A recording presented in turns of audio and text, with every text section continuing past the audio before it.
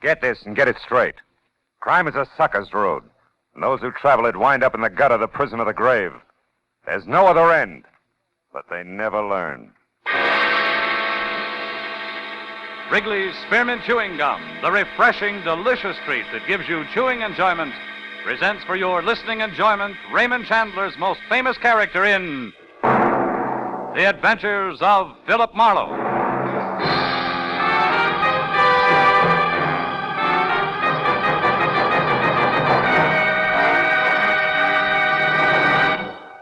To make every day more enjoyable, treat yourself often to refreshing, delicious Wrigley's Spearmint Chewing Gum. Here's a taste treat you can enjoy indoors, outdoors, at work, or at play. The cool, long-lasting mint flavor refreshes you. The smooth, steady chewing helps keep you fresh and alert.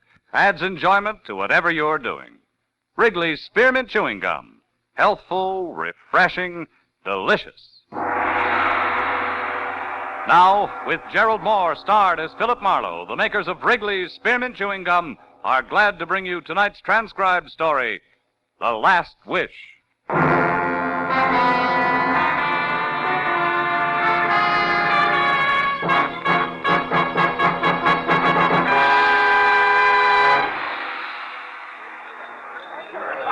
Flight 7 from Dallas, Texas, now arriving, gate 4. Flight 7 from Dallas. Here we are, sir. Just coffee. Still can't tell you on a running mate, huh? Pie, cake, cranberries. Hot or No, cold, honey, huh? just coffee, nothing else. Oh, wait a minute. Make it another coffee, will you? Sure. Oh, Lieutenant, Matthews, over here. Oh, hi, Phil. Hi. Sit down. I just ordered some coffee for you. Oh, that's wonderful, Marlowe. Now that the niceties are over, where is he? He's around, Matthews. Where around, Marlowe? Look, why all the hocus pocus? When you called, you told me to get over to the airport here in a hurry. You said you had him. I do. Also, I've got a story. Well, that can keep till we get to headquarters, Phil. No, it can't keep, Lieutenant. Flight It's... 77 for Listen. New York, now loading at gate 9. It can't keep any longer than that, Lieutenant. I don't follow you, Marlowe. A guy the law wants in a cozy cell and a plane going to New York. Where's the connection? That's the story, Lieutenant. We got 20 minutes before that plane takes off. Here, have your coffee. Anything else, sir? No. All right, Marlowe, let's have it. But make it I snappy. can't make it snappy, Matthews. It's not that kind of a story. Not parts of it, anyway. All right, Phil, do it your way. Well, it began early this evening, Lieutenant, about 5:30, when I got a call from a doctor in my neighborhood. A nice elderly guy named Sam Talman who once took a bullet out of my shoulder. Oh, I remember, yeah. Yeah, well, he wanted me to come over to his office right away, Matthews. He was excited. But not for himself. Excited for a patient, an old man who was dying. When I got to his place, the kind of old-fashioned doctor's office where the drab horsehair furniture sort of gets mixed up with the shiny new X-ray equipment, he met me at the front door. He's inside with my nurse, Phil, and he's going fast. You've got to be quick. Now, what did I tell you on the phone? Well, almost nothing, Doc, just that he's old. Yes, 70, Phil. Maybe more. Anyhow, his name's Schiller, Jacob Schiller. He's a good friend of mine from San Francisco, and he was on his way to Israel, to Tel Aviv. Oh. It was his life ambition. Sit down, Phil. Oh, thanks. He's not going to make it, Doc? Not a chance. It's his heart. He had an attack this afternoon. I can't even move him out of here. He's through. A little too soon. He wanted to go to the new country, is that it? Yes. A pioneer's measured by his spirit, not his years, he said. Anyhow, Phil, he came down here to see his son before he caught a plane tonight for New York and the first leg of the trip to Israel. And that's where you come in. I don't know where Jack Schiller is. Jack's his boy's name. Oh. But the old man would like to see him once more. It's his last wish. He knows he hasn't much time left. Uh-huh. Well, why me, Doc? Why not the police? Well, I didn't think... I mean, Phil, Well, Oh, you see, the kid doesn't sit too well with the law, huh? I'm afraid not. Excuse me. Sure. Dr. Talman, hello? Oh, yes, Mrs. Caller, yes. 1 every 3 hours, like it says on the bottle. Yes. Goodbye, Mrs. Caller. Where was I, Phil? Jack Schiller and the law, the reason they don't get along. Oh, well, you see, Phil, Jack came down here to L.A. about 3 months ago, and as his father's old friend, he looked me up. So we had him over for dinner a couple of times. But pretty soon he started coming less and less. And when he did, it was a different Jack Schiller. Smart, flashy clothes, a new way of talking. You know, big shot kind of talking. Yeah, I know. The police are dumb and there's easy money to be made. That kind of talking. And he never would say what his business was, if he had any. But believe me, Marlowe, whatever it wasn't too much on the up and up. And there was some kind of a girl mixed in. There always is. What's Jack Schiller look like, Doc? Look like? Yeah. Oh, yes. Here, Phil. A picture we took of him when he first came to the house. A barbecue we were having. He's about 30 years old. Kind of good looking, huh? Maybe too good looking, Phil. Maybe that's the trouble. Anyhow, for Jacob's sake, Phil, for my old friend, do you think you can find him? Well, that depends, Doc. What else do you know? Like last address, friend's name, favorite bar. That's the kind of information that counts. I was afraid it would be like that. Phil, I never did know his address. Well, yeah, but, Doc, there's got to be someplace I can start. Oh. One thing, Phil. What? Twice or maybe 3 times I saw him going to a fancy apartment house on Wilshire Boulevard, the Sherry Towers. Sherry Towers, huh? I passed it late at night coming from the clinic. I didn't bother stopping to call him. Well, you know, Phil, if he wanted no part of me, I wanted no part of him. And I wouldn't care about him now either, but for Jacob. Jacob's been a good man, Phil. Always. Phil, you'll try? Yeah. Sure, Doc, I'll try. Doc Talman smiled his thanks without moving his lips, turned and shuffled toward a room behind him. When he opened the door, I caught a glimpse of a lot of cylinders and tubes and gadgets I didn't understand. And something I did understand a little. The almost peaceful face of an almost peaceful old man who was dying. I didn't try to see any more. There wasn't time to waste. I suddenly wanted to get started in a big hurry.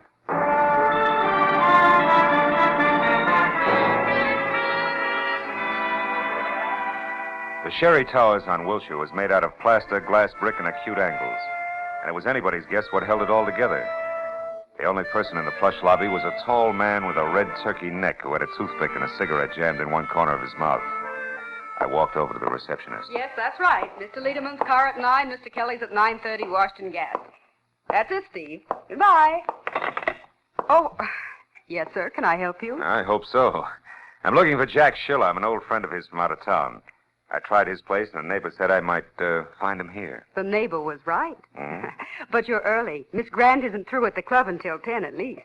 Miss Grant? Mm-hmm. Peggy Grant. She sings at the Crown Club. She's the one who lives here. Didn't the neighbor tell you that, too?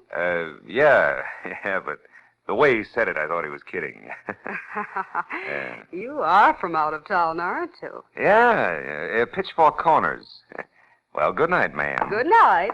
Look for you later, Mr. Pitchfork. Oh, you big city slicker, you. Huh? Yeah? Pardon me for butting in, but I couldn't help overhearing you. I can tell you something about your friend Jack Schiller. All right, start telling. Well, let's step outside. I'd rather only you heard it. Oh, sure thing.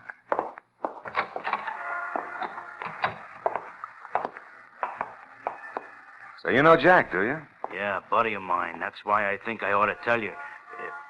It's a bad night. For what? For old friends to bother him, Rube. He's busy. Oh!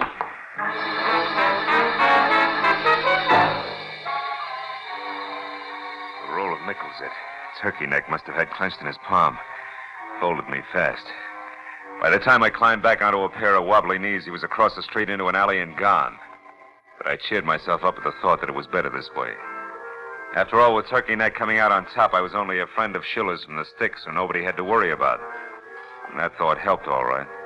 Helped everything from the blood that trickled out of my mouth right down to the side. I hoped it would stop by the time I got to the Crown Club.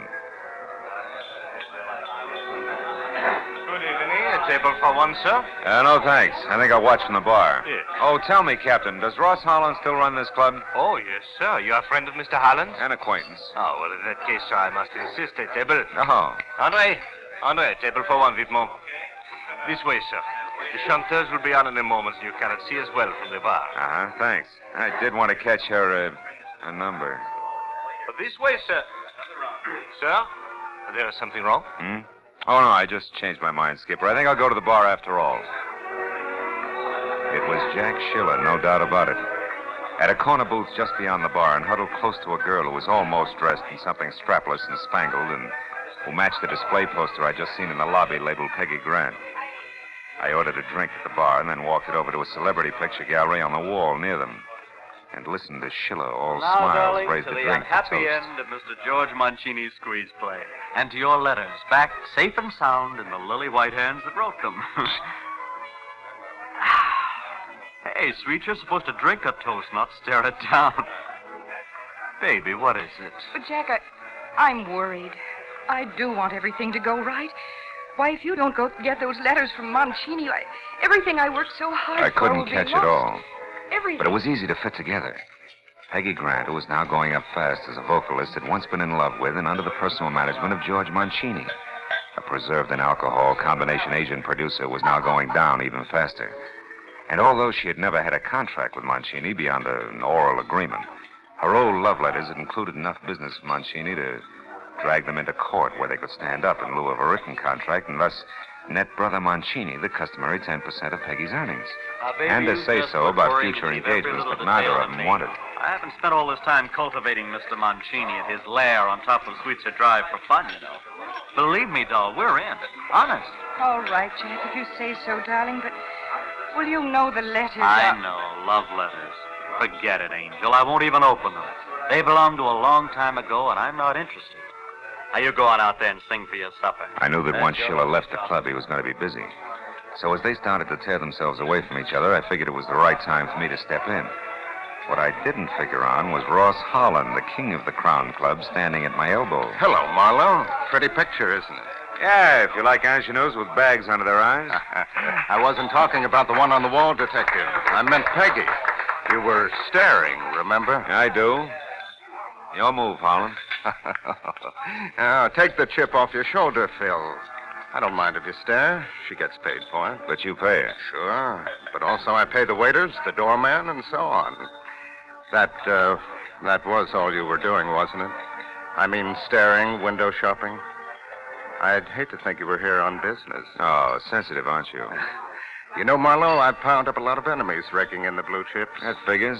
What are you getting at, Holland? A job I think you might fit. Oh? Let's try the office, if you can spare the time. Can you? Phil? Sure. I've got nothing but time. Ross. Let's go. As I trailed Holland out of the bar as far as an unmarked heavy oak door, I caught a glimpse of Jack Schiller picking up his hat and coat at the entrance. Operation Mancini was underway. I never get these keys straight, Marlowe. Round key on top, square one on the bottom. You'd think I'd remember that, huh? Yeah, the switch to a revolving door. Oh, well, I like my privacy. So do my boys. Now, go on in, make yourself comfortable. I'll get a couple of drinks going. As I moved into the vault Holland called home, one thought alone stood out in my mind. Every second that mine host wasted was a second that old Jacob Schiller couldn't afford to lose. But finally, when I was just about ready to skip playing it close and take off, Holland came to the point. His proposition that I go to work for his enemies, play spy, and get paid for both parties. That I needed like a weekend in a leaky submarine. Well, that's it, Marlowe. Yes or no? Yes and no, Ross. I'd like to sleep on it. Fair enough? Fair enough. Good night, Phil. Get to bed early, huh?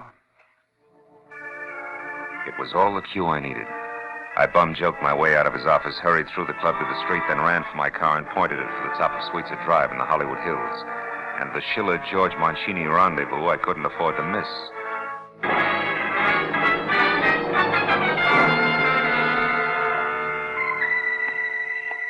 The place, which turned out to be bilious green walls under a shocking pink roof, stood out in that conservative neighborhood like a black panther in a snowbank. There was a car parked nearby, and the name on the owner's certificate wrapped around the steering wheel was Jack Schiller, which was no surprise. So when I knocked, I used the barrel of my .38. That was smart of me, but it would have been smarter if I'd pointed it the other way, behind me. Don't move an inch, mister. Oh, fine. And drop your gun right where you stand. Go on. I'll turn around and answer up real fast. What do you want with George Mancini? Nothing. It's you, Hey, that blood all over you. What happened in there, Schiller? You didn't kill him for those lousy letters in that envelope under your arm, did you? Well, is that it? No, not quite, mister. He isn't dead. But what do you know about me? How come you know my name? Cops. Never mind. Just back off, mister. Fast. Open that door. Go on. Mancini's screaming must have disturbed the neighbors. Listen, Sheila, I'm working for Doc Tom, Skip and it. Stay shut or you'll wish you had. Now go on. Get in there with him. Or I'll kill you.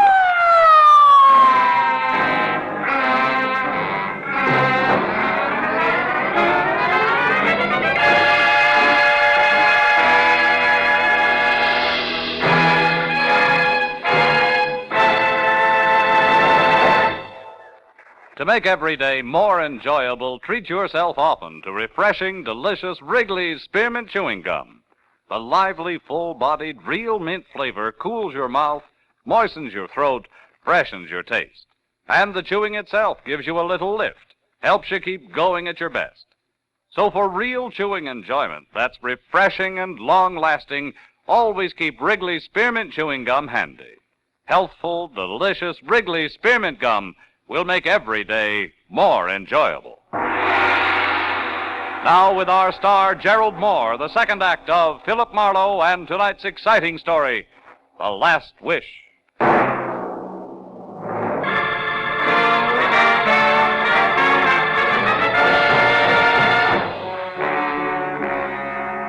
It only took one look at the unconscious pulp on the floor inside to tell me that George Mancini had tried hard to hang on to the letters. Almost too hard. I rolled him over. He was as limp as a slice of raw bacon, but still alive. I just got his shirt collar loosened up when the door behind me opened again. Easy, bud, now. Marlowe. Hello, Matthews. A little early for a lieutenant from homicide. How come they sent you? They didn't. Becker and I were driving by when the call came out over the radio. Oh. One of the neighbors out here heard something and phoned in. Who is he, Marlowe? A guy named George Mancini. Uh-huh. Becker, see what you can do for him. Okay, Lieutenant. Oh, looks like he soaked up a lot of punishment. He did, but not from me, Matthews. Oh, no? What were you, Marlowe? Referee? Who did it? It was over when I got here. And the guy who did it didn't give me much time to talk. He had a gun. All of which still doesn't answer my question. I don't know his name. His occupation is loving a blonde. Is that why you're here, the blonde? Yeah, more or less. She was afraid of Mancini. He had some letters. Letters, huh? Which are long gone now, no doubt. No doubt. What's the blonde's name? Hey, Lieutenant. I think we better have an ambulance. This guy a long ways out. Okay, take care of it, Becker. Yeah, okay. Well, Marlowe. Now, look, Matthews, nothing's actually happened so far but this beating, and it's probably well-deserved. But the situation's touchy. Girl's worried silly if a name gets mixed up in a thing like this. All right. Now, listen to me. I want the guy who dished up this mess. Either that or the whole story down at headquarters. Now, which? Okay, you'll have him, but just give me a little time alone and I'll deliver him on a platter. Oh, not I again. promise. Oh, come on. It means a lot to me, Matthews. Okay, Marlowe. Just see this doesn't blow up in your kisser, and don't get lost, understand? Outside, after I found my gun, I climbed into my car and headed for Peggy Grant's lush apartment house again. When I got there, I parked away from the place and skirted the front entrance. I was sure that by now the pretty face at the switchboard would be well primed for a tip-off. I went along the side of the building toward the service entrance at the back. The glow of a match from the shadows in an alcove stopped me. It was the turkey neck, Jack Schiller's quick-fisted helpmate, lighting a cigarette. I eased my .38 out and moved toward him. When he finally heard me, he turned. Hey. But by then he was looking right down the muzzle of my gun. Easy, now, easy, chum. Still, Soul, it's a bad night for seeing old friends, chum. You got me nailed down, brother. You don't have to take my word for nothing. But listen, whatever your angle is, let it rest. Leave the kid alone for a while. Otherwise, you're due for nothing but trouble in large doses. You're kidding. Yeah, you bet I'm always kidding. You got more nerve than brains, Buster. You can't pull that swipe. Go fry your ears. You're making a cloud on the skull almost fun.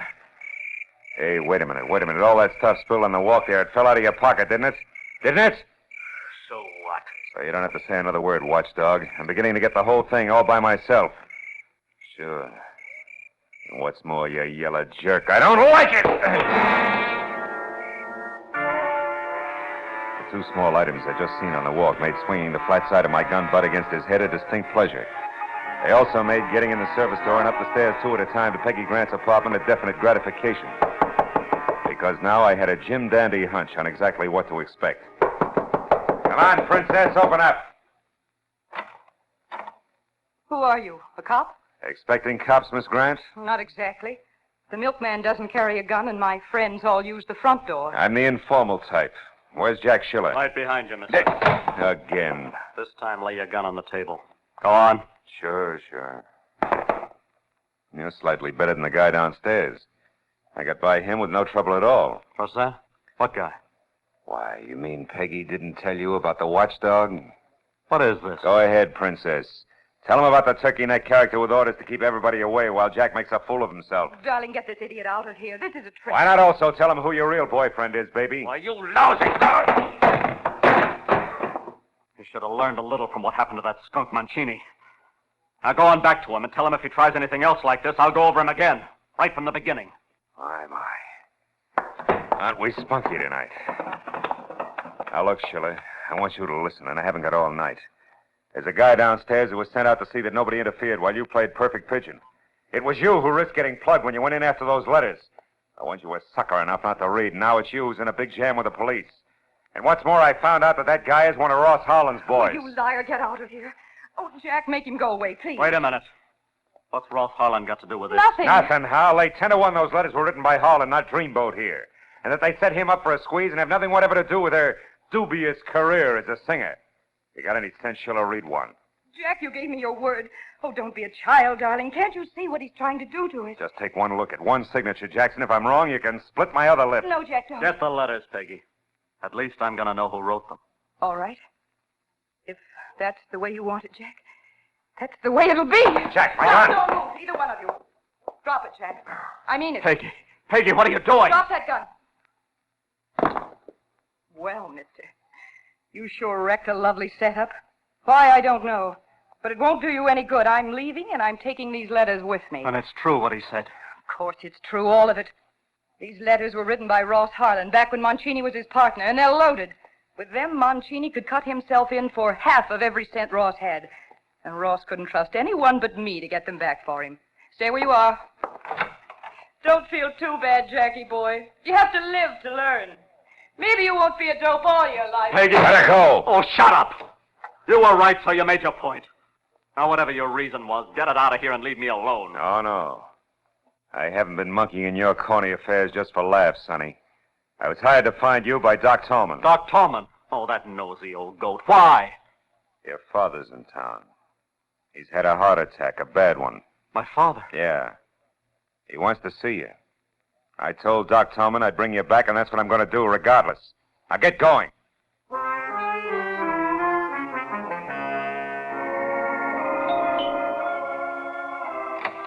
Oh, Phil, come in. I finally got Jack, Doc. Here he is. Hello, Doctor. Where's my father? Back in the bedroom. I'll go right in and see him. Jack. What? What is it?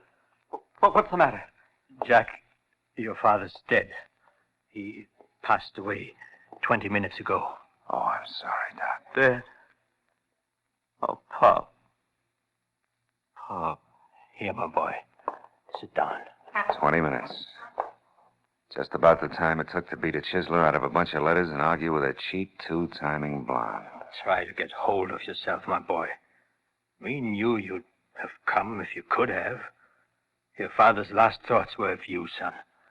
He was very proud of you. Don't, Doc, please. I'll run along, Doc. I got a phone call to make. Oh, wait a minute, Marlowe. Huh? You can't leave thinking like you do. Not now with Pop dead.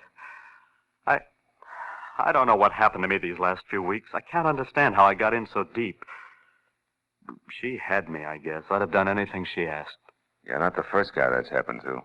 I doubt that she'll be the last. Yeah, but I've got to square myself now. I've got to. And I want to start with the police. You really mean that? I never met anything more in my life. I'm not really a wise guy, honest. So what's this about the police? I'm in a jam, Dr. Tolman, a pretty bad one. Because you got too much nerve and too much energy. All you need is the right place to spend them. That gives me an idea. Is Jack your real name? No, it's really Jakob, like my old man's. Oh. Doc, where's that plane reservation for Jacob Schiller? Here. I have it right here. Wait a minute. You mean... Yeah, you're catching that plane. With luck, you may make it all the way. Oh, but you're letting me go, Marlowe. You'll be in a jam yourself. Well, I think I know a pair of strong shoulders I can dump the responsibility onto. Let's go, kid.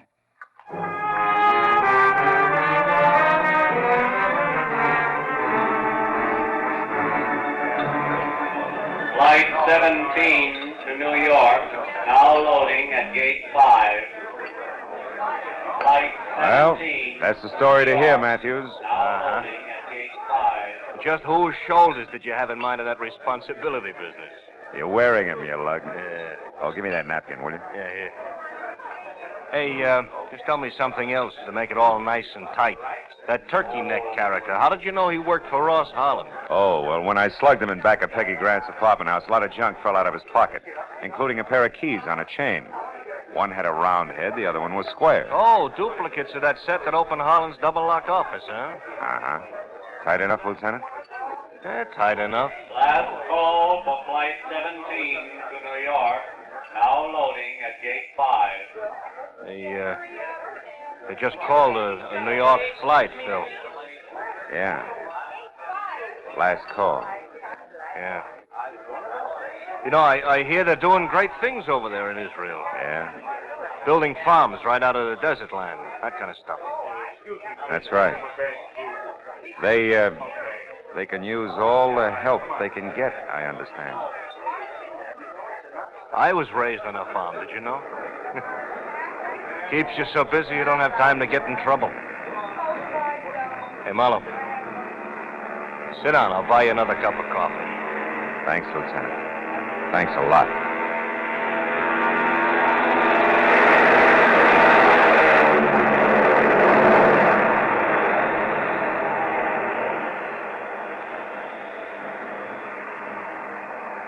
We watched the plane take off, swing in heavy, thundering grace, and head east.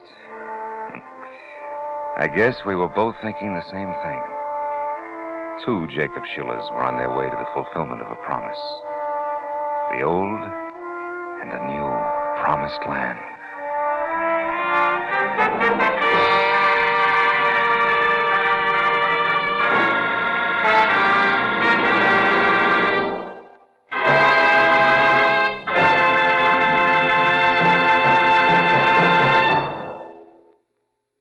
Remember, friends, to make every day more enjoyable, treat yourself often to refreshing, delicious Wrigley Spearmint Chewing Gum. There's lots of cooling, real mint flavor in every stick. And chewing Wrigley Spearmint helps keep you feeling fresh and alert. You feel better, work better, get more fun out of doing things. So indoors, outdoors, wherever you go, keep some healthful, refreshing Wrigley Spearmint Chewing Gum handy. To make every day more enjoyable, treat yourself often to delicious Wrigley's Spearmint Chewing Gum.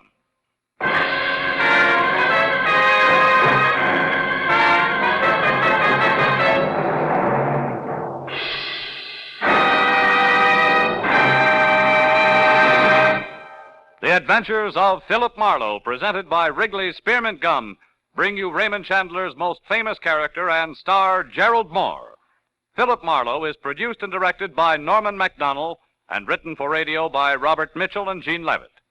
Featured in the transcribed cast were Jack Edwards, June Foray, Larry Dobkin, Harold Deerenforth, Jack Crucian, Lynn Allen, and Stan Waxman. The special music is composed and conducted by Richard Arant. The makers of Wrigley's Spearmint Chewing Gum hope you've enjoyed tonight's adventure of Philip Marlowe and that you're enjoying Wrigley's Spearmint Gum every day.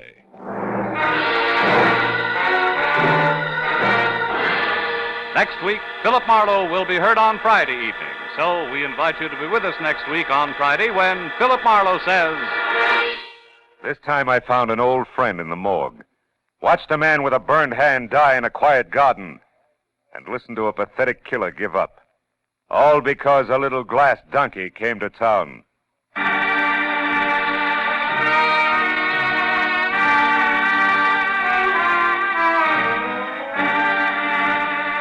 This is Bob Stevenson speaking, and this is CBS, the Columbia Broadcasting System.